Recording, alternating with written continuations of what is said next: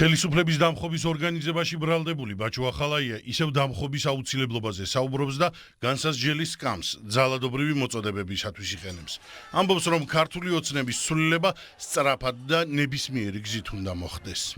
ეს ხელისუფლება არის დასამხობი, რაც შეიძლება სწრაფად ნებისმიერი ფორმით და გზით. ეს არის ერთადერთი გამოსავალი და გზა. პარლამენტიდან, კანცელარიიდან, პრეზიდენტის ადმინისტრაციიდან გამოსაყრელია ყველა თვითმარქვია უზურპატორი. წიხლით არის გამოსაყრელი, ეს არის გასაკეთებელი და ეს გაკეთდება. ეს ყველაფერი ბრალდებულმა ახალაიამ 4 ოქტომბრის საქმის სასამართლოზე თქვა, რითაც მართველი გუნდის შეფასებით 4 ოქტომბრის ორგანიზატორთა რეალური გეგმებიც ამხილა და საკუთარი ბრალეულობაც დაადასტურა. რაც ხდებოდა 4 ოქტომბრამდე ყველას კარგად ვახსოვთ, მთელი კამპანია ჰქონდათ გაჩაღებული სახელმწიფო გადატრიალებასთან დაკავშირებით, დამხობასთან დაკავშირებით, რევოლუციის მოწყობასთან დაკავშირებით.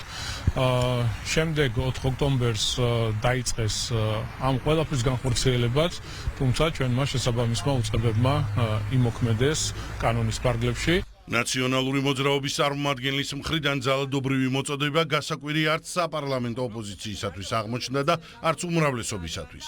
საკანონმდებლო ხელისუფლებაში განმარტავენ, რომ ამ გზავნილით ახალაიამ წინა ხელისუფლების და საკუთარი თავის რეალური სახე კიდევ ერთხელ გამოავლინა. ბაჩო ახალაია თავადაც იყო ერთ-ერთი თანაავტორი იმ სადისტური რეჟიმისა, რასაც ქვია ნაცმოძრაობის რეჟიმი. ახლაც არ უნდა გაგვიკვირდეს მისი მხრიდან მსგავსი ტიპის განცხადებები. ის დღესაც ვერ მალავს იმ მიდრეკილებას, რომელიც მას გააჩნია დანაშაულებრივი საქმიანობისადმი. მაშინაც კი, როდესაც ის ბრალდებულის სტატუსით არის წარმოდგენილი, ფაქტობრივად ამგვარი განცხადებებით ხელს აწერს იმ ბრალდებას, რომელიც მას წარედგინა პროკურატურის მხრიდან. ბაჩო ახალაია არის რადიკალური ოპოზიციის სახე და მისმა განცხადებამ კიდევ ერთხელ დაადასტურა, რომ მათ შორის 4 ოქტომბრის სცენარი იყო რეალისტური, ისევე როგორც წინა 4 გადატრიალების ცდილობაა და როგორც ჩანს რადიკალური ოპოზიცია კვლავ გადატრიალებაზე, არეულობაზე, დესტაბილიზაციაზე ფიქრობს. 4 ოქტომბრის საქმეზე ბაჩო ახალაია უკვე ბრალდებულია. სახელმწიფო უსაფრთხოების სამსახურმა ძალადობრივი აქციის